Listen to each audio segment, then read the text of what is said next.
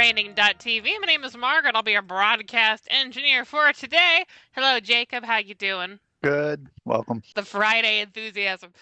We have an interesting topic today. It was supposed to initially be a discussion on backups, but we adjusted that because there is a new FileMaker release, and we are actually recommending that you go update immediately. I know that's unusual, or I think that's unusual. We don't generally tell you to just go like shove your yeah. Yes. Yes. Go find out if it works. No, not this time. We don't generally Yeah. recommend you go off a cliff, but in this case, the cliff has a soft landing. We'll get into it. Real quick, if you'd like to support the channel, we'd greatly appreciate it with our FM Training annual subscription bundle. Yes, you hear me talk about this all the time. But it's really awesome if you are not someone who is, frankly, someone who works well with the live stream format. I know an hour long is a lot for a lot of people. I know that you often want to go find a specific topic that you need the answer to, but you don't want to read up on it because just reading text sometimes to do go code this like instructions and text does not work for some people. I know it doesn't work for me every time depending what I'm doing. We have short, highly animated videos that'll work for you. And they're entertaining because Richard is doing it. I promise. He's not a boring presenter. You might find him infuriating, but he's not boring by any means. Other than that, if you'd like to get some assistance with FileMaker, you can hire us. You can hire us for server help. See Jacob here, not to add more onto your plate, Jacob. Uh, or you can hire one of our senior engineers to help with any manner of problems. If you have an API integration you don't want to do, if you just like FileMaker and you don't want to do it, which is more than understandable, making a database is a ton of time and effort. You can pay us instead. Feel free to reach out to us at support@rcconsulting.com and ignore the broadcast cat. She does not come. You cannot buy the broadcast cat. Sorry. With that being said, Jacob, I'm going to stop sharing my screen and hand it over to you. Perfect. What are I'm we queued up doing? for it. Not too much, and also just enough. Let's see. Tuesday this week. We got like no. This is why it's like it's not a coordinated with Claire's staff and all this stuff. It's not one of those launches. We got very little warning about this launch, and actually that's a good thing because one of the reasons I'm here telling everybody again, yeah, contrary to what we usually do, go update, is because it's a straightforward update. They're not really shipping new features. They're not making a bunch of changes. It's nothing like that. There is a nice swath of security updates and bug fixes across the product. They've released updated versions of both FileMaker Server 21, this is 2024, product name 2024, as well as FileMaker Server 22, product name 2025. I'm going to walk through the changes here momentarily, but just as a precursor, that's what got released. The update's out Tuesday. We have heard a birdie indicate there may be another update coming. I don't know when though. We have some details out, but again, this is like it's an uncoordinated release, so we may get a server and maybe later a pro or something like that. Not sure, Okay, it's only but server, right? That's been updated. yeah, It's not a pro update. Okay, double correct. checking. Yeah, this is a server only update at least for the time being. And again, there's a 21. It's 21.17. Let me go. Did they do that? That's actually what they did. Yes, they put everything on one page. I love that. Thank you, Claris. Um, Woo! so they have a 21.17. Some of this is important and useful. The SSL may or may not be if you're at a regulated entity or something like that. Some of these updates are things where your compliance people, if they haven't already shown up shaking clipboards at you, they will do that shortly because there's a few different things in this release for both 21 and 22 that are, I would call them like compliance updates. They're not things that face you, the developer, or necessarily face your users, but they're dependent internal libraries to the FileMaker platform, that are getting security updates. And yeah, you want to apply those. Hmm. Also, they're not interesting in the sense that they're not changes to FileMaker. My favorite one was it 1951. They tried to change how the quote function worked, and that went amazingly well and got unrolled. For example, that's not happening here. We're not doing feature or functionality changes really. So it's basically just security issues and some bug fixes. And I want to go over the security issues kind of quickly, but also to touch on a couple of them because they're Hmm. important. Note if you're on 21, not 22. If you're on 21, I would consider this slightly higher priority. The list of changes is longer with 21. Mm. Um, so there's a few different things. OpenSSL, that's probably actually a big security issue. To be honest, it usually is. But that's because it's literally in the encryption part of the software. And so if you have a problem there, you, you have a big problem. Also, you have to have a sufficiently resourced adversary for that to be like something that you're particularly worried about. In any case, this is a good one. Uh, I assume you'd want to do that every time. Is there a reason you wouldn't want to disable the IIS? so it is that is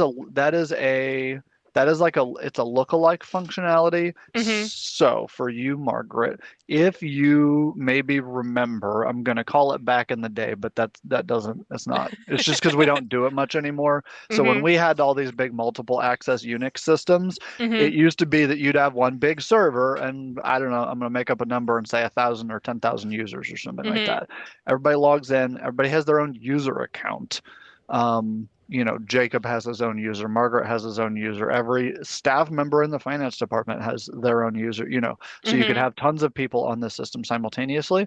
At the same time, it used to be the case that things like basic, like static web hosting, static Mm-hmm. hosting files, or a little HTML, a PDF, a resume, like a little homepage for pictures of your fish. Um, I've seen all kinds of stuff, like academics posting like in development research papers out to like somebody's kid did a little aquarium photo shoot sort of thing. Mm-hmm. Static file hosting. The old systems used to have a format for them that would have a tilde and then like Jacob, so it'd be some website tilde Jacob slash, and like that's a web directory in my home directory on the server, say like public HTML. That was one of the Mm-hmm. old names for that. Um, this is the same functionality in Windows, in IIS, which is the Windows um, web server. And they are turning it off because it lets you do cool things like use that to go read files from Ah. users on the server, and you probably don't want that.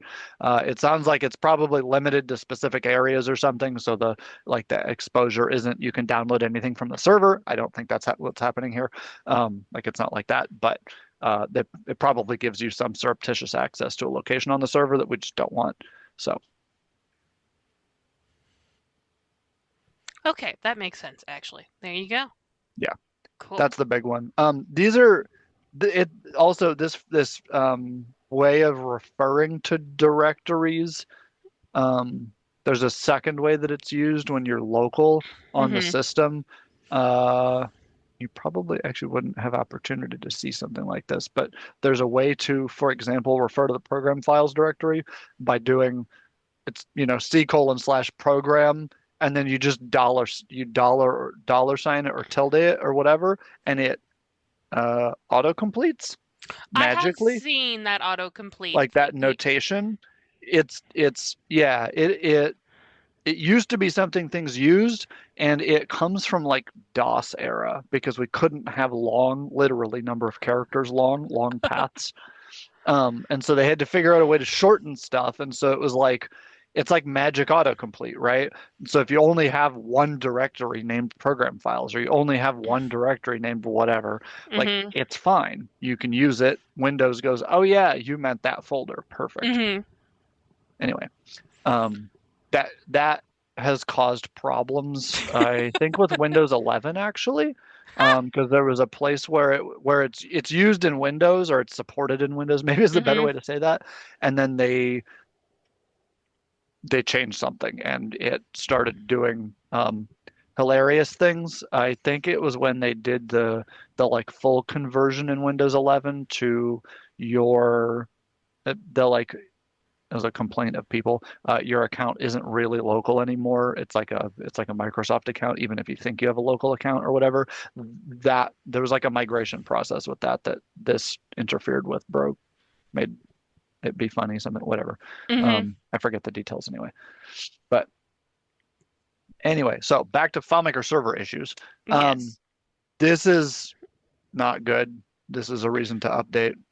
Oh. Um, I don't even need to read that. Maybe I should read it for the audience for the transcript. Path traversal. So these are fun. This is when you go and you're like, oh, let me look at the admin console, and you here, let me pull up an admin console so we have something. Mhm. I'm not talking about stuff. Um, Stuff with nothing to refer to. All right, so we're on the admin console. Oh yeah, Mhm. here I haven't updated this one. See, hey, we could do the on-stream update. That was for the audience. That was a funny idea I had earlier to update the server that pays everybody at RCC during the live stream. I think the real problem with that currently is everyone would get mad at me, and also uh, the company would be down during the live stream. I don't know about that. The only part of the company that be functioning would be the live stream part. Correct. Yeah. Anyway, don't do that. So path traversal though is like you're in here, we're on this, all right, so this is the Mhm. admin console for our stream FileMaker Mhm. server. This is a path, that's the path, this is a path. Mhm. So think about being able to insert different things in here that allow you weird access to the server that you're not expecting. That's what a path Oh. traversal issue is. So sometimes it probably doesn't apply on this particular thing, but for example, sometimes on a web server, can I even think of a good one? Can I come up with a cheap example? Um, there's the classic vulnerability actually on Linux. So on Linux is not FileMaker at all. There's on Linux there's a passwords file. It's what it sounds like. Obviously, you can't just read it and get the passwords because they're encrypted or whatever. Mhm. But it is just a file. And so if, for example, you won't get the passwords from it, but if you wanted to know what the list of users were on the server, and if they have a password, there will be some. Right, you don't get the password because it's encrypted or whatever, but it'll be listed there. There'll be some stuff. If there's nothing, they may not have a password. Hey, you just learned something. Um, so you can pull that file. And there's a whole series of vulnerabilities over the years with Linux servers of various kinds where you would get up and read that password file off of the server. Again, this doesn't just get you logging in, you don't have the password, but it does get you a really quick list of users on the server, which can teach you a bunch of stuff potentially. Sometimes Ah. it can tell you what type of software is on the server because, for example, maybe they have an FMS admin user. Ooh, you know? So, and there's lots of vendor software that does something like that. It makes its own user and puts its stuff off in the corner. There's no problem with that. That's a good idea. But just like to kind of explore in a short way what that might let you do. Mhm. You can gather info. Sometimes if it's wide open, yeah, path traversal. You go download the file. It's an important file. It has cool stuff in it. It's as bad. That's as bad as it sounds. So, but that's what the vulnerability is. Sometimes it's like, oh, they get a little info about the system you weren't maybe expecting to be posting to the homepage of your website. Mhm. But sometimes it's like, nope, they can just download various files, and that is bad for you. Um, Yes. so, uh, sorry, wrong tab. So, update. Thank you. Um, this is Tomcat. This is an underlying infrastructure for FileMaker server. I don't know if those are remotely exploitable. I'd have to go look at each one of those and see. Realistically, this is a good reason to update though. If you all remember the log4j vulnerability, that was the one where, I don't know, I think you could like post data into a lot of different kinds of servers and they would process it, which was kind of the problem Oh. because they're not supposed to have been processing that data because it's coming in from who knows where. Mhm. Um, Maybe the part where it's accepting the data was wrong too, I think, if I remember correctly. But in any case, don't process random data like that, and you'll keep yourself safe even if you're maybe not expecting to be accepting it. In any case, with Tomcat, because it's a backend service, those Mhm. are things that you want to patch.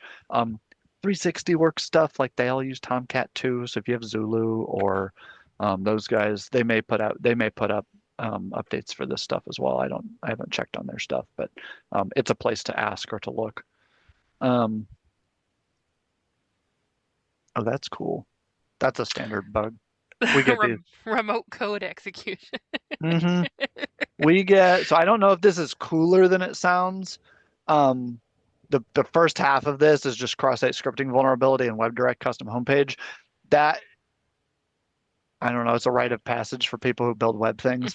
Um, we get these reported because I have messed this up. It's like, you go, oh, okay, thank you, and you write a check to somebody and fix it.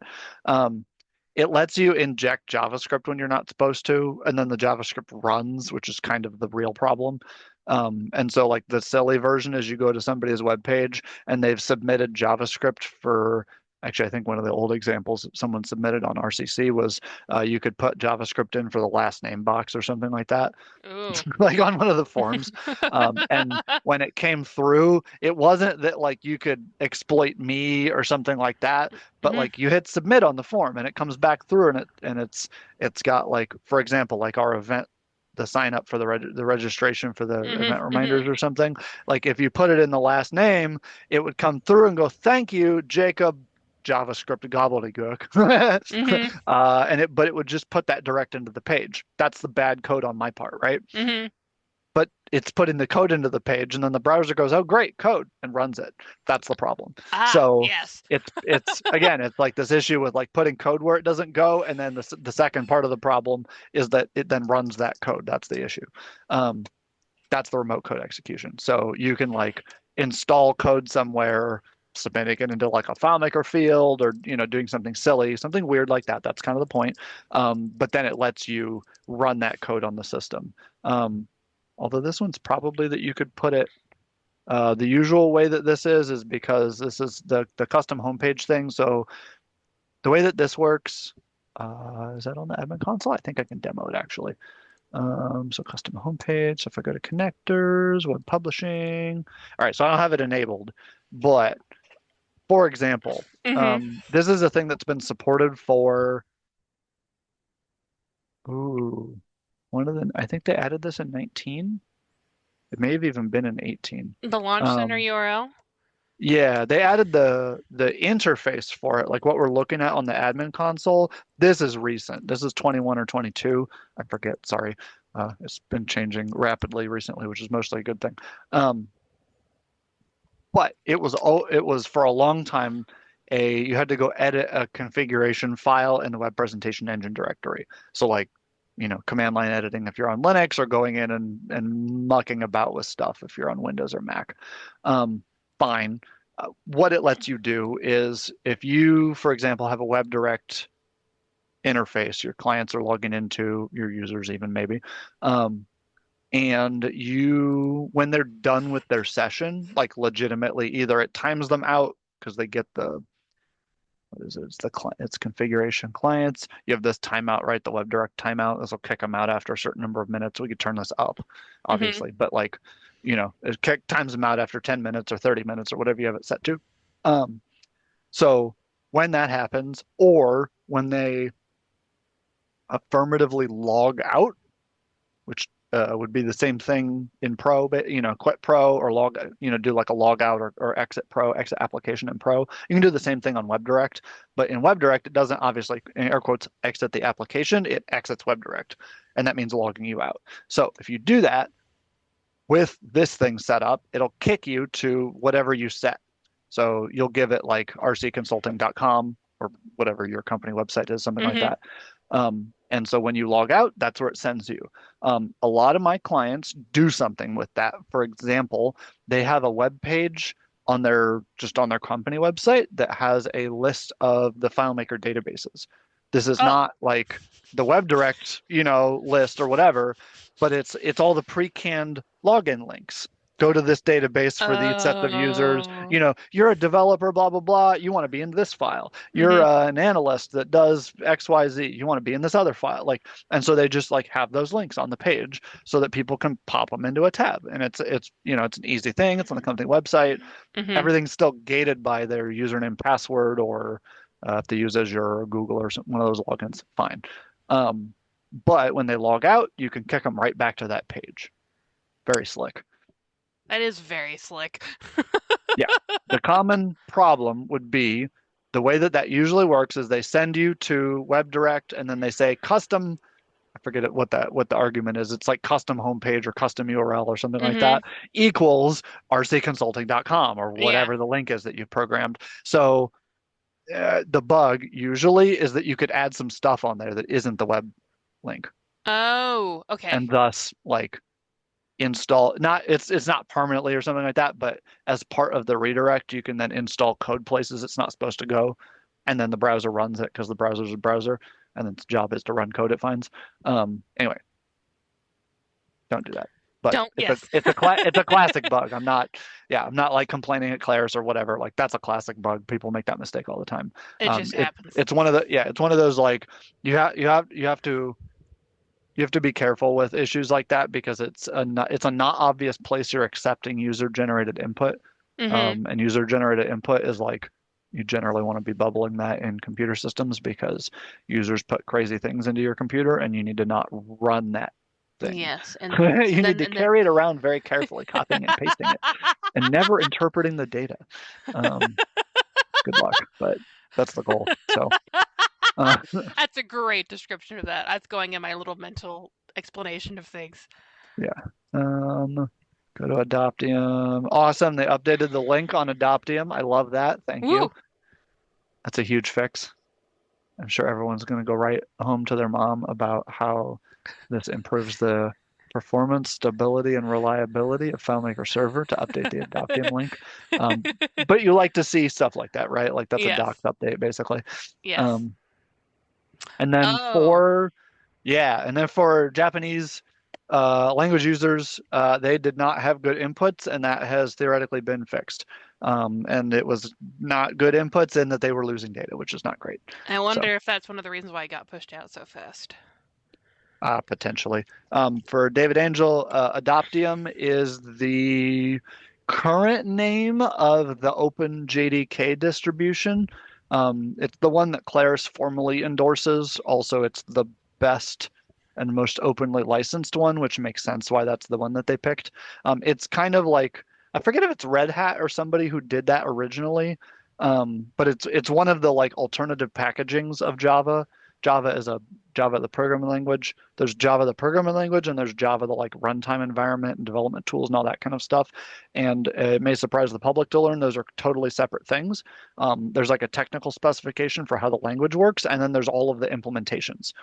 And there's a bunch of them. And I say all of the implementations because I'm serious about that statement. There's a bunch of different companies that make their own Java, if you will. And they're all theoretically supposed to be intercompatible. Uh, Realistically, like some of them have some benefits over others, or they, do certain types of work or jobs or have better algorithms for certain things than versus the other versions of the language or the other runtimes. Um, I don't, that doesn't matter too much here. I will note, however, if there's anyone in the audience that's interested in that, Claris actually supports those other Java runtimes. I I would call it informally, like they have directions somewhere on the support page Mm-hmm. for like how to mess with that, like use a different one, and then like I think there's one of the alternative runtime environments that has a Azure or Blue Water or something type name. I Mm-hmm. apologize, I'm not remembering the name right now. It's something with blue, like Cerulean or like some name like that. Anyway, Yes. um, it is really good with low latency specifically. Like that's the thing that it went for, in the market of Java competing Java runtimes. I don't know what that is, but Java people do. It exists. Um, Yes. yeah, Java people are very interested in things like that because yeah, you can get different ways the RAM is cleaned up, different types or ways to do parallelism for that process, stuff like that. Anyway. So this alternative version, there's directions from several years ago when they first introduced this for how to swap WebDirect or Web Presentation Engine out so that it will run on this other version. And really, like the difference doesn't matter too much because it's like Adoptium versus like RCC. We do Corretto. That's the Amazon one. We do lots of servers on Amazon. Corretto is super openly licensed and doesn't have any I don't know copyright or whatever type consideration. So it's like I don't know, seems fine. And I basically just picked it because I'll let Amazon write the check for keeping it up to date and stuff, that seems fine to me. Um, I don't know, like Adoptium versus Credo, it probably doesn't matter too much, honestly, between the two. But like again, you can get certain benefits from the other ones, Hmm. and they wrote up directions for this stuff. In case you need it. So I don't know what the benefit of that is, to be honest. It may be a situation where like you actually look at stuff like that for where you're doing a lot of capital W work in WebDirect, Hmm. and have a bunch of WebDirect workers that are legitimately doing work on those servers. That may be a scenario where you start asking questions about, well, wouldn't it be cool if we used a, slightly better tuned and, lower latency WebDirect, Java Yeah, runtime environment or something like that. I that's where don't it know. began I counting. haven't, yeah, I haven't had those considerations with clients, but it makes sense that you would. And that at some scale, larger, not Hmm. smaller, that you'd start talking about stuff like that because it would make sense. So, No, that makes sense. I mean, the big WebDirect clients are out there. There's just, I don't know. I know people on our stream are big WebDirect people, but I don't know if we have any actually on our current client list. yeah, we do actually have a couple. Yeah, Nick was working with somebody, and I think most of their stuff's going to be WebDirect by the end of it. Um, we're launching more on WebDirect than we really used to. Honestly, it used to be slow though, and it's kind of not anymore. So, like, everybody knows well, everybody knows. The medium and senior engineers in the audience at least know there's like Hmm. a list of sometimes they're important, sometimes they're tremendously bad, and sometimes it just doesn't matter. But a short list of limitations with WebDirect of things that are either difficult or not reasonable. Hmm. Sometimes legitimately impossible, but mostly just totally unreasonable to reproduce in WebDirect. That just it doesn't work very well, or just do it on Pro is the answer in general. Um, for those situations, um, some no, what was I going to say? I had a thought with WebDirect. Oh, um, we've had way more projects launched on WebDirect with those, basically just because that list of limitations is Hmm. now actually only the list of limitations. Um, the old performance conversation, it used to be an old performance conversation with WebDirect. It was slow, legitimately. It was heavy on the server, Hmm. legitimately. It would leak RAM all the time, legitimately. Uh, most of those are well controlled and or fixed at this point. And so we're kind of back to what you'd hope for, which is there's a list of differences just factually between what a native desktop application in C++ or whatever, FileMaker Pro, Go, whatever, Hmm. can do versus what you can ship in a server-side rendered application like WebDirect. Like there's just going to be at least even if it's only mild, there will be a feature difference list between those two. We're Yeah. basically to that's it. That's the differentiator. So Yes, they've been hammering them the fact they've done that recently. Like I yeah, remember when we launched, I don't think any of the big WebDirect changes were part of this last launch, but I remember engineering hammering the fact that they had done a lot of the WebDirect fixes the previous yep. launch. No, and yeah, and it's hard to sell because it's like, how do I sit here and tell you, yeah, it's faster. Okay, you know, Sure. people want to, oh, 22% I don't know. You can launch applications on WebDirect now that you couldn't do before. How's that? Like Hmm. that's, we have senior engineers that avoided WebDirect for I don't know, the better part of the product's existence. To be honest, they got burned. They try a lot of the situations is they tried it earlier in Hmm. WebDirect years, if you will. Hmm. The length of time the feature has existed in the product, and was no longer what instant web publishing, which was the thing that came before it, etc. Yes. Um, but they got burned because it didn't work well, and previously it was like unstable. So like I came in when it was stable but slow. Prior to me working at RCC, it was unstable and slow. And so it's like you can talk about the arc of development over time of improvements, development of the feature basically. I think in one of the late 19s they even rewrote the whole list view implementation in WebDirect, and didn't completely biff it. Um, I think there was only a little screaming on the first couple patches they put out after that. Well, that's But it pretty was good because they were actually. correct. Yeah. Honestly, it was a pretty good V1. It's a rewrite in place. So like you have an existing spec to use, but like not bad, not bad. Um, all right. This is 21. I want to do Yeah, what are the 22. Yeah, 22's list is shorter. Um, I'm also going to note if you're not on 21.16 and coming to 21.17, mm-hmm, or and the other pair up here will be 2204 to 2205. If you're not already on 2204, also update. Um, that is so the two versions that we're running pretty commonly of like 22, 21 and 22 are 21, 1, 5, and 6. We have a lot of those, so 7 is going to be a nice mm-hmm, patch for those. And then we have a good number of 2204s. Those seem to be working well. mm-hmm, That's why I'm encouraging everybody to update because most of what's changing with the 21.17 and 2205 patches is mm-hmm. just like these security updates and like a bug fix. There's like one, I don't even think, oh, this is the one that notes it actually. This is in more than I'm going to show you the real change log once we're done, actually, in like 10 seconds. But The there, real change log. there's a second version of this. This has 4 noted things, and it's a good list to be clear. But Mm-hmm, like Mac bug, same thing. Tomcat gets updated. WebDirect, Japanese language input challenge, mm-hmm, and then PDFs. This is actually interesting. They changed around how the fonts um, cascade. So like you in Pro have picked a font, right, for like what your layout's going to use or what this text object on your layout's going to use. And then as an example, you can run into odd situations that are just like differences between computers. The fun one is between Windows and Mac. If you try and use like Arial or something, a lot of times the font metrics are different. So even though you're using the same font on the different platforms, the measurements, like the text is bigger or smaller depending on the. Anyway, um, layouts on computers are fun. yes. Um, so that with PDFs. Mm-hmm.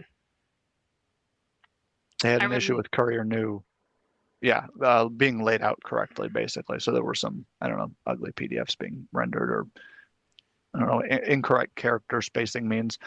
Incorrect character spacing and kerning is really funny though. I have to say, isn't that the same thing? No, kerning is what is kerning? Kerning is the leveling, Is it? I Okay. think, I thought it and was then character spacing. spacing is the other Yeah. direction. We trying to think. We do we do a spacing. I do a spacing reduction on my website actually on titles. I found that looks nice. Um, you can you can do fun things in as not FileMaker either, but in CSS, cascading Mm-hmm. style sheets, website styling, um, where you can do manual layout if you really want to. It's kind of painful because they want the encouragement is automatic layout because it's all different kinds of computers and you don't know what screen you're going to use or what screen your page is going to be displayed on. Anyway, you can move characters closer together. And you can, for example, move characters closer together by a quarter of a pixel, which makes the titles on your page when you make big, Mm-hmm. H1s, H2s, H3s headers, Mm-hmm. real, like page level global headers on the page, can make those look really nice because it tightens it up like a page title. Oh, that is okay. Otherwise you get what basically looks like body spacing. Now, if you don't know that, you won't notice that that's different. But if you go tweak it and just like quarter of a pixel, it makes it just, like one full character narrower across the whole, like, anyway, it tightens it. Um, I'm gonna Designers keep. do stuff like that. I did that on my page because I thought it looked nice and I spent way too much time on stuff like that. But I'll have to go take a look at that again. Just a little yep, nifty trick to know. yep. So, what is the secret list? All right, secret list. Um, This was published. It's not that secret. That's why I'm like secret as a joke. Claris product announcements by Rick Kalman. He's like the guy down there. Um, Very not secret. Claris product announcements, totally public, just so everyone's clear we're watching. Mm-hmm. Um, but we get a nice list. So we get the same kind of 3 sections. Uh, this one not noted in 22, but it was also in 22. Mm-hmm. Actually, this one may be a separate problem. then the path issue. I think this Well, is a separate probably. well, it's Um, configuration access, right? So. mhm, yeah. There's that. That's the one that we talked about. That's the one that we talked about. Yeah. So this is the one we got some uh how do you call that? We got a strong yes and a nobody cares about this update from Claris, and as you can tell, there's no staff on for it, which is fine. Um, but I saw that change and one of the others in 21 and said you guys should update Mm, because this is I don't know that this is a problem. Like it may again passwords and things may be encrypted, but it's a lot of information about your server potentially. mhm, And I am not the person that cares about that personally, like information disclosure vulnerabilities. I usually don't care about that, and I'm not. I don't get, agitated with clients about, hey, you need to fix this. But it's one of those things where it allows persistent attackers of some kind, somebody who's actually trying to get into your stuff. It gives them information to get in better. So, for that reason, it's discouraged and generally still considered a vulnerability, and we, go clean those up and fix the issue or whatever. So, mhm. um, yes. And then this is Explaining why you would care. Yeah. Uh, I'm just gonna fix, Is that fix, important, fix. Jacob?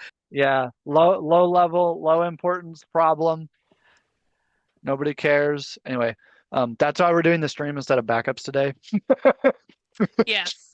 because we have problems like that, and if they're willing to write that in the blog post, even if they're like shh, then I'm just gonna say please update. Thanks. Um, that's all. And then some little doc fixes.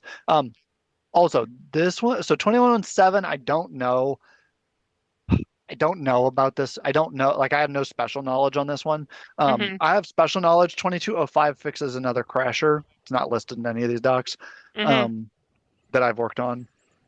So, the relevant client, for those of you who are on our live streams for a long time and have heard about there's a historic client, a saga. I would call it that, a client with a problem that is a saga. It took a year to get it stabilized. Not kidding. Uh, that I've had bug fixes for their crash in 20, in 21, and now two different releases in 22. And each time it has improved. So I can commit to that in public. But that's why I say, like, if you're having problems, this is separate from that client. If you're having crash problems, if your FileMaker goes down routinely, um, email me, frankly, separately from all other things. Email me. mhm, I can help you report those to Claris and get them fixed in the product. Um, that's one of the things that we do, not for the public, honestly, most of the time, but just for all of our clients. We can talk to people at Claris and get issues like that fixed. Mostly the product just gets better over time. Whatever they ship some little like buggy V1s and stuff like that. Everybody knows that's why we get up here and everyone's like, or Margaret starts the stream going, "Hey, we're telling you to update. That's new." That's why is because Claire's tends to ship buggy version ones of their code, and we're like, just chill, wait for it, let them get the V2 out. And then go play with it, and it'll probably be decent at that point. And you'll be like, yeah, but it would be great if it had this like additional extra feature or doodad, mhm. and that would be perfect because it's at the code Yes. quality where you can ask for that and they can simply add the feature in the next version that you're asking for. We love that. That's actually a good place to be. I, Mhm, I just, yeah. If you're having specifically like crash issues like that, please bring them. The product is reasonable these days on server about producing crash dumps. That's a special file that has like details about what the app was doing when it fell over. Bring those. That's those are deposited in the FileMaker server logs directory. If you're like a server admin or somebody like me, and go mess with your FileMaker server ever, there will be like a .dmp, or I forget if it uses the same extension on Linux, but basically, if like FileMaker server falls over, it not always, And sometimes it's trash and useless for Claris, but like it doesn't provide any useful information for them sometimes. But if one is produced, like get in contact with either me or Claris direct and report that. They'll ask a bunch of basic information. The basic information will always be the same list, which is they need to know all your versions. So it'll be operating system stuff, FileMaker server version. If you got plugins, scheduled scripts, stuff like that, they'll want to know details, schedules, times, things like that, depending on what the particular issue is. But just be prepared with things like that. And yeah, we can get it fixed. The saga with that client started in version 20, and it just runs now. We're almost to Woo! the point where it doesn't die at all ever, but yeah, we, We're we we're yeah working it on it. yeah. I, and also to be clear, it's like a weird, inexplicable issue. They, from what I can tell, somehow ended up with corruption in the file. We're not clear Oh, how it happened. Yeah, it's like may have been hardware failing. We don't know. Something went grievously wrong and messed the file up basically. And so that's why the issue exists. And it's like, well, I can say, well, FileMaker server shouldn't crash. I agree with you, but also like part of it is Claire's working through the part where it shouldn't crash, which is writing all the code that keeps it from crashing to manage whatever the actual issue is. Because like you're gonna, this is production data and production code. The product's 40 years, so celebrating 40 years old this year. Um, you're gonna have some funky files coming through. You need code to deal with that. Um, it's getting done and being fixed up and cleaned, and that like exists and is mostly making good progress at this point. So, um, 21 is pretty good. 22 is the most stable version of the product I've used so far. That's nice actually, because it means I don't have to do a lot of work. I'm not coming in famously. When I got started at RCC, I used to come in every Monday morning and deal with server fires that arrived over the weekend for yes. hours plural. Um, that was uh, what era was that? That was 14, 15, 16 Yeah. for FileMaker versions. Um, 16 was pretty stable, but would crash hard. 14 was just, if it was fine, it was fine. But If it was not fine, you were in yeah, deep. you had Uh, problems. yeah. But anyway, and so those were cool because people would try and run the big bulk hosting. This is an ancient conversation. Claire's changed the licensing after 14. They changed it so they couldn't do shared hosting anymore, and that affected us. Part of the thing I did when I got hired at RCC was shutting down our hosting department actually. But like part of the implication of that is people used to do big hosting companies on FileMaker 14, and they actually continued that for several years after FileMaker 14 was no longer supported because a bunch of people still had like perpetual licenses and copies of Pro that still worked, and they were like, well, we don't need to pay more money or new money or renewal money or any of that, so they didn't, and so they used big cheap bulk hosting, and then um, maxed out the number of databases that were on the server and that kind of stuff. So, which that was cool actually, but it's the end of an era. And honestly, at this point, I would recommend more like single tenant, your app, your server, your department, your company, whatever, that kind of Hmm. thing. I would recommend that hosting over. Um, I have found huge um, performance improvements in FileMaker from giving FileMaker hardware.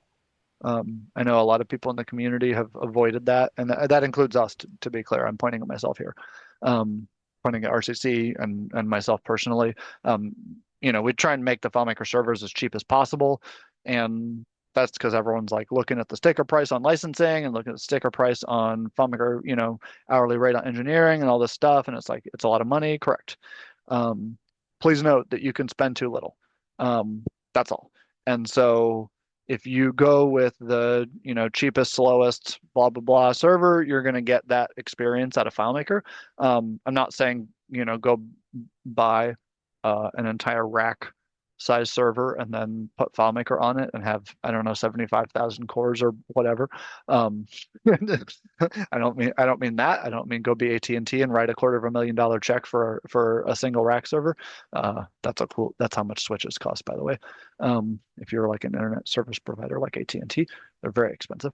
But like don't do that. But if you wanted to give it a real quad core, that's a good idea. If you want to give it a real 6 or 8 core, an Intel, one of those nice new AMD, the Zen processors or something like that. If you're buying real hardware, not renting like a virtual machine on some host somewhere, or whatever. Even if you are doing the virtual machine, if you pick a real hardware, pick something that's real and exists, and is not just, oh, 1.5 vCPUs 12 hours a day or what, like you can get really cheap hosting like that. Um, Give it real hardware, it will perform. So that's new.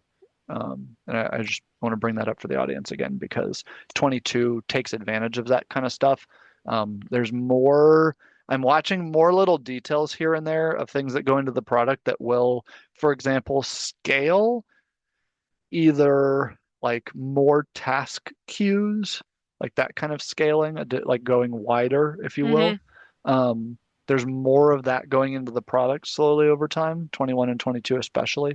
Um, and that means that if you give it FileMaker Server, if you give it more CPU cores, it will Mm-hmm. do more work. Um, like factually, it'll act like you Like go it'll from four take more cores to scripts to eight. run on. Uh-huh, literally, yes. Ooh. Directly, specifically, yes. If you go, so just to run an example through, we're going to ignore Windows because there's a special case I can describe in a minute with how Windows works for this stuff. But like if you're on a Linux machine, for example, and you get one of those, you go to Hetzner or one of these other hosts or even Amazon, and you get one of those nice quad core and 8 or 16 gigs of RAM servers, right? And you're like, oh man, this isn't enough for me. Like let's try the next step out. Okay, cool. So we'll go to the 8 and it'll be 60, probably 32 gigs of RAM, something like that. Anyway, you're doubling the number of cores. You've just went from 4 task queues for example, you do a find in Pro. Sometimes Pro sends the find to the server. The server does the find, gathers your list of your record IDs basically, and shoots that back to you, right? Back to your Pro. And then all your Pro has to do is show the results. And so if it has, say you've been it's a contacts table and you've been viewing those contacts recently, and so you've got half the records already, you only need to fetch half of them. That's a huge improvement for your performance already. Um, so thinking about that in a multi-user scenario, you've got a nice server. You're going from 4 to 8 cores here in my example. You've got 50 users. You run a 4 core before you're going to an 8, thinking maybe we need a little more performance. We just had a recent department added on. We're going to add 15 more users, in next month or something. Okay, cool. When you're like, I'm going to get the hardware upgraded in advance. Fantastic. So what you've just done when you went from 4 to 8 is you took 4 task queues and you went them to 8. So if you have people like, part of your process, your procedure, even like PSOS, not scheduled scripts, but like Pro is kicking something off Mm-hmm. to the server for work and it'll come back when it's done, that kind of stuff, those are task queues. You double the number when you double the number of cores. Um, Which is nice because you can tell when servers are randomly picking up scripts to run for you in the background. It goes a hell of a lot smoother. yep, yep. That also is the same process that is, for those of you who remember some of the product changes that have happened in the last couple of years, it's been a couple of years now. Um, the there's a couple situations where, for example, if you have a portal on your layout in Pro of related data, and there's a sort on that portal, right? Like it's related invoices, and you're sorting by date paid. Simple example. Um, those sorts will not always. The asterisk is always if the server's bored, and that has a bunch of qualifiers on it that we don't know what they are. I think we actually know some of them. I think one of the ones was like under 25% CPU usage, and it's a way to get to an idea of what a lightly loaded server is. In other words, it could take more work. It would be fine if it did more than it's doing currently. It's bored, if you will, the server is. Um, but those are the task queues. It's the same thing. So when you have that portal and it's going to be displayed in Pro, there's a couple of opportunity situations where Pro will go up to the server and say, I would like to sort the contents of this portal, and the server will do that for you. It'll gather up the record set and it'll also pre-sort them for you and then shoot the pre-sorted ID list back to you. Same as the previous conversation. If you have half of those records local already, you can think about how quickly that just sped that up, because I don't have Mm-hmm. to send you all the record data. Worst case, I have to send you half the record data. And also, you've already got the list in order. So, like, we can just display the stuff in the portal now. Like, Mm-hmm. now is in 0 milliseconds. And then 100 milliseconds when we've gone and fetched, the 5 records on the viewport that we're missing, because we've got 10 in the box and there's 5 of them we have already and we need the other 5. You go Mm-hmm. fetch the other 5. Okay, right? So, like, you can think about, like, just parsing it out, little small steps, each thing, the Mm-hmm. performance improvement that just came from that. These task queues are what let you do that. So as you add more cores, you get more of them. That in general really only applies if you're like, I want to have a bunch more users. Yep, add more cores. Mm-hmm. Like, simple, easy, or don't if you already have plenty. But Yes. if you already have a screaming server, add the users and see what happens, honestly. That could be kind of fun. Also, complain at Claris if that goes badly. Um, or if you have a bad performance story, as you might say, raise your hand. Get somebody to Yes. take a look. Someday, because it may be bad engineering or insufficient engineering. I suppose I shouldn't say bad. There's a lot of things in FileMaker where there's like the noob version Mm-hmm. where like literally setting the sort on a portal like that is fine if you have 5 or 10 records, and if the underlying table isn't a billion records or something. But as soon as that table becomes large, the filtering of those records is heavy, the sorting of those records is heavy. There can be potentially, tens, hundreds, literally thousands sometimes, depending on what the portal of related data is. Like What? you can have thousands of records shown. And if you have to sort all of them, which is what Pro does, that sucks. And so there's a lot of things like that where you can then evolve that feature. So don't put the sort and the filter on the portal. Put the filter on the relationship. You could keep the sort on the portal, right? And then Mm-hmm. the next step is we do something that's where there's a pre-sort happening, so that you're only pulling sorted information. The filtering is in the background still. And so anyway, you can just keep evolving features like that to become more and more performant as Mm-hmm. you get into situations where the records count matters, you have a lot more users interacting with the data, or people need to be touching different things at the same time, et cetera, et cetera. So Yeah, it's funny because FileMaker is a couple layers of development. You have like the actual Claris engineering layer of development, and then you also have the developer, the FileMaker developer, whatever they cooked up for you layer of development. And if your performance is terrible, which one is responsible? yeah, and a lot of the times, like, it's funny because I'm like, I don't do FileMaker engineering for Mm-hmm. clients, but one of the sets of knowledge that I in some ways inherited, honestly, I've studied it a little more too also, Mm-hmm. but somewhat inherited at RCC is performance stuff, and Mm-hmm. it's because of who my boss used to be at RCC. He doesn't even work here anymore. It's William, but he did a bunch of that kind of stuff for other people. Like, Mm-hmm. he would be the backup senior engineer that if you needed to bring somebody in to help with performance improvements, like, he was the guy. So I learned a bunch of that. I also like the IT, all the servers, like, that's me now. But some of that stuff I also, it's not the FileMaker server part. I got that too, and I've just kept it because I can keep advising seniors on that. A bunch of the advice does not change. The product has changed so much. Most of the mistakes are the same every time, so don't worry about it. And that There's a way it's nice. yeah, there's a short baseline list of things that I can just ask, have you done these things? If the answer is yes, then we need to go to more advanced techniques. But if the answer is no, I'm just going to point at that list and say resolve the list and then get back to me. Because honestly, like, that it doesn't solve every problem, but like, I want to run my entire business in FileMaker and I have 200 people in the database at the same time. the basics is what will get it done. You will not end up needing the like way more advanced stuff. That So might be a fun stream sometime. The Jacob list of performance malfunctions. it's yeah, it's not a long list. We could bring up I could probably draw demos up or something. That would actually be a fun one to do with Richard. He Oh, would have fun yeah. with that. Yes. The two of you would feed off of each other, and then everyone would hmm be better off for it. He knows some of the other performance stuff that's super old. He's the one where I'm like I ask dumb questions, and he'll be like, oh yeah, and it'll be something from like FileMaker 11. Still true. The Simply. advantage of having a platform that's just been iterated on over the years. Yep. Sometimes the fixes have been around for like 20 years already. Yep. Yep. Uh, is it better to run FMS on ARM or x64? Um, that's a good one that I don't know the answer to, and I would probably tell you to go look at. I think the best answer basically is to go look at Hansa's benchmarking, Yeah. frankly. Um, I don't know, big asterisk. I don't know if we actually have a real comparable platform between those two.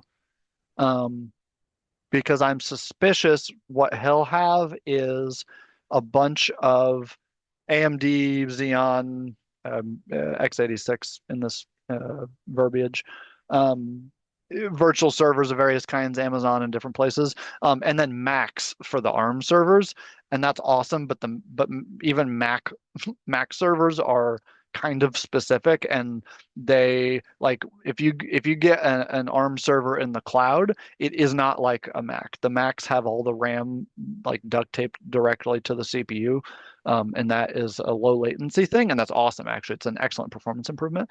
The For those of you who nerd out on gaming processors, the AMD X or is it AMD? I think it's AMD X3D series is kind of the same thing. Not really, but kind of. It's take some wildly fast memory and put it directly on top of the CPU. We don't mean a tiny cache, 256 kilobyte L1 cache or something like this on the CPU, but like give me some gigabytes, you know? That's Hmm. that's what Mac computers are these days. They're the M chips. They put the memory basically directly on top of the processor. It just makes it fast because it means that it's literally a physics conversation. You're in the processor, your code's running. You need some information. The information is not on your processor. It's not in your like little local cache that you're looking for. It's over in memory somewhere. Memory's slow and expensive compared to the thing that's right on top of your head, the memory that's right there. But like RAM on normal computers, you have to like go crawling across the motherboard to go get that RAM, to go get the data from it, right? Like it's Yes. like there's a literal. I know we're talking like 2 inches or something, like and speed of light for like how fast this whole thing goes. Uh, But Understood. still, But the difference between a hair's breadth and 4 inches, or like think about that. Just ratio-wise, that's yeah, and substantial. and and and that is what the conversation is. That is most, but not quite all of the conversation, as to why it's so much faster. So, but as far as like comparable hardware goes, yeah, you can probably get a dedicated server. If you're bored, go do benchmarking and stuff. I have found all of them to be fast. Most modern hardware is quite good, honestly. The only thing I can say is for ARM processors, particularly, if you do that on Linux, make sure you get a reasonably up to date. Like go with the newest version of Ubuntu. Um, this would be 2404 if you're deploying, FileMaker 22 or something like that. Um, you want the newest version. The reason for that, though, is because you're going to get a newer kernel that is important in Linux because it's the thing that gives you efficient or with updates more efficient access to your own hardware. One of the maturity differences, if you will, Hmm. between the platforms. This is between like Intel and some random ARM chip nobody's heard of. One of the main like maturity differences between those two is the tooling and like software compilation and stuff like that. And so you want for the ARM stuff, you absolutely want the newest version, not because there won't be something slightly faster or whatever in the same way for the Intel processors, but we've got 30, 40 probably more than that, years of development on those, and the ARMs are much newer and less advanced in the optimizations and stuff like that. And so each next new update that you get, you'll be seeing real new performance, and so it's like valuable and worthwhile to try and keep up to date, basically. So There you go. All um, good information to have. And also then, between all of the options, there's a random one. I like Xeons over AMD actually oh, for good to FileMaker. know. Um, What's the reasoning? Just, I've observed them to be a little faster or a little more stable for performance. I don't have any strong support for why that is though, so just that's why I'm like impulse it's and just vibe. yeah, it's a vibe recommendation. We RCC used to um, launch more AMD. So like on Amazon, for example, you can do a T3 large and a T3A large. The difference is an ancient Xeon versus an ancient AMD processor. Um, the AMDs were 10% cheaper, I think, was like the upside. And so we were like, hey, we can try and have, an additional 10% cost savings. We love that. Um, it didn't really bear out primarily at the time because our zip process was slower on AMD. Mostly, I think they are literally, as a processor, worse at the particular type of compression that we were doing. That's like wildly specific as far as a problem goes. Um, but and these days, that's probably no longer true, to be honest. It's been, 5 generations or something, 5 processor generations. I'm sure they've made an improvement somewhere. Um, it would surprise me if that had not taken place. Um, but uh, yeah, actually, the real recommendation is use a real processor, which is at this point I'm slow. So everyone who doesn't want the cheapest server possible, I'm slowly moving them off of the T processors at Amazon. We're putting people on M7s. Um, if you do ARM on Amazon, it's like a Graviton processor, which is Amazon's own ARM chips. There's an M8G, which is quite good. I think we've got a couple systems running on that. Those are very good.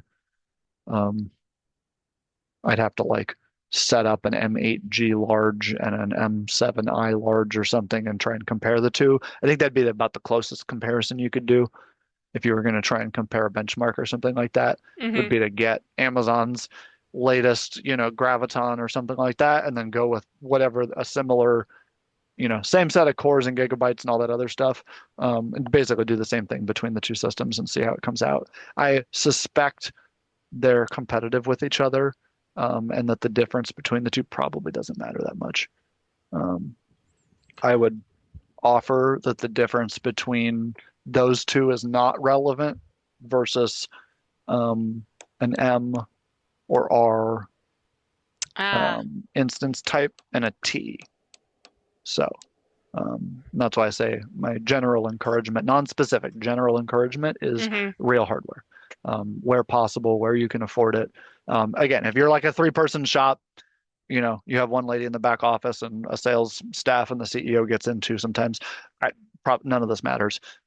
You're going to end up with like a light and cheap system, and it'll be great, and you'll love it. But for people who are doing more with the platform or have a heavy solution or lots of users or whatever, above the like 10 user type scenario, if you're 10 or above, something like that, consider stuff like that. Consider getting a strong server, if you will. That's usually what I call it, because what that means will vary for each of our clients, but some kind of a strong server for your use case. So, There you go. I think that's a pretty good summary of all we've covered a lot today, actually, in mhm. in typical fashion. Yep. Didn't even do backups actually. I was thinking to add some backups in here, and I was like, we don't need it. Actually, we're good. Um, yeah. Anyway, general encouragement to update. Seems fine. Seems fine. I There's one anticipated question no one has asked, but it's one that should be answered, which Mm. is 21 versus 22, Oh, right? So, yes. um, I don't think we have a formal position.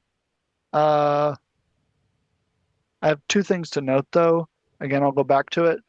the list of fixes in 22 is shorter than in 21, and Claris has been doing things these days by actually, like much of the rest of the software world anymore, rolling everything forward. And so if you are having a problem, basically what Claris is going to tell you to do, and this will be the same thing I'll tell you, is update. Um, and so if you're on 21 and they think it's a 21 specific issue, they're going to tell you to go to 22. And maybe that's the correct solution. Maybe it fixes your problem. Maybe it doesn't actually. But that's what you're going to be told. If you're on 21 already, great, be on 21.17. Mm-hmm. And they may also, if it's like a crash or some specific bug like that, they may tell you, oh yeah, fixed in 22. And so that's going to be your correct answer. Between the two, they're both fine. Uh, Hold on, I have one. I'm going to look something. Uh, what is their, is it life cycle? Oh, is that the term for it? Is that their name for? I think that's their name for it. Did I Google it correctly? No. Let's see if that fixes my I problem. mean, It did not fix my problem. life cycle sounds familiar, but maybe I'm just thinking about other. That used to be, it's one of the words. Um, Maybe it's just a community term that isn't actually used by Claris. Those pop up. there's Claire's Yeah. end of product support. End of Yeah. life. Yeah, there we go. Life Yeah, schedule. I think yeah, life cycle is well, I want to say what Microsoft calls it or something. There's Uh, some I wish we had fully standardized verbiage for a bunch of this stuff, honestly. But um, this is your real. This is what I'm going to say. Between the two, this is 21. This is 22. Next next year, this year, next product release, this problem will be fixed because we will be FileMaker 2026, and also it will be version 26. So we will stop having the version conversation for the most part. Um, this is your real issue, frankly. So if Glarus is successful at cutting 26 this spring, um, or in June, or whenever they get it out, sometime in the coming few months, whatever. I don't know when they're going to release it. That's them. Um, Theoretically in the spring, as usual. Uh, the problem that you will have is that about as soon as that release comes out, your 21 is going to be expired, and so you'll either be going to 22 or to 26. And given what I've seen with the next version, we're probably going to revert to our very standard don't update yet because you should let somebody else find the bugs. I don't, I never know in advance that their stuff is going to be that way, but again, if you ship a bunch of version one versions of code, I'm just going to be apprehensive as a general policy.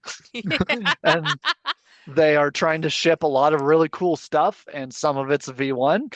And I'm just going to point at that and go, I'm going to be apprehensive. And so when they get me a patched up version or people try it and they install it on launch day or whatever, because our clients love to do stuff like that, and they will find the bugs and they will be very sad about the bugs, but they will find the bugs and hopefully they will report some of the bugs. And if they do that, we will get them fixed. And then we will have the version 2 of all of that code. And that'll be the fun time because we get to use it. Um, that's the point at which we can start thinking about relying on that stuff. So just I want to say all of that to say, think about your updates and stuff. So even if you're like, oh, cool, 21.17's out. Thanks, Jacob. Thanks for the alert. That's great. You may ignore that and go to 22 anyway. That is likely to be the resting place while we deal with the 26 release and maybe the first patch that comes out after that or something. So that's my main, probably final or closing note here. I think it's a good closing one because I'm actually surprised we didn't get a comment on it usually, but Yeah, that's why I want to. That's why I want to address it for support, just for hmm support reasons. Also, just in case you've lasted this long and are still confused, all prior versions of FileMaker are no longer supported. Thank you. If you were using 20, if you were using any version of 19, I don't care. Stop using it. Um, Sorry, not supposed to be update. that spicy. Update, yeah. Buy a new license and then update if you are not otherwise under licensure still. The new versions, I think I personally have issues with 22 on Pro. and that's a me thing. Also, I have to figure out how to do bug reports for stuff like that. But just in general, 21 is a perfectly good compatibility version. If you guys have heard me talk about those before, 19.4 was another good one. Prior compatibility version had like a maximum, you put on a 19.4 FileMaker server and it could talk all the way back to 18 and all the way up to 21. And it's the same thing here. 21 goes all the way back to 19.4. So if you have ancient computers that you can't afford to replace immediately, stuff like this, you can kind of limp it along until you're able to get that done. That said, you'll end up on 22 eventually. Mm-hmm. 22, importantly, and I'll just say this for the recording or for the audience, 22 cuts client support down a lot. If you're not on 21 or newer, you won't be able to talk to your 22 server. So Woo, yes. factor that when you do your update planning. That's why I say 21 is a good, like if you have to put the server on a specific version so it supports all the wildly brand new, like you buy new Tahoe only Macs or something, right? Like you have to run 22 Pro. You can't you can't do anything else. You have no other option. Fine. Then you're going to end up with a 21 server because you also need, say, a 20 or a 19 something 456, for example, Yes. client because you have an old computer that you can't replace yet. Okay, like that you're going to do something like that. When you go to 22 on the server, all of those options for you for like kind of limping along older hardware go away. So just keep that in mind. Yes, which is good. That's something that's very good to keep in mind because I know a lot of people are still floating around on 19 due to how 19 was released. They don't realize how old it is. It was a fun release. We had 3 years of 19. I don't know. I mean, I actually do know why they rewrote the product in place, but Yes. So, that is actually every time it's its own additional stream yes. because they rewrote record locking in FileMaker and everyone's like, oh, and I'm like, Oh, yeah, that happened in 19? Okay. yes, it was. Yes. 19.0 was 18 with the number changed and startup restoration disabled and like two bug fixes. 19.1 was they completely rewrote record locking and it crashed every 3 minutes. That's kind of a joke, the second half, but not really. 19.2 was the first version that was reasonably stable after that rewrite, and then the subsequent versions were mostly getting better over time. 19.5 was a little weird. 20.2 was don't use that one. It's also not supported anymore, so I don't know why you would, but um, yeah, use 21, use 22. They're good. They're Yeah. reliable. Yep. Cool. All right. Thank you, Jacob. Sincerely, this has been awesome. This has been a good recap for everybody. I will run the music and let all of y'all go. Why? Have a good, it's weekend. Have a good weekend. It is. Yeah.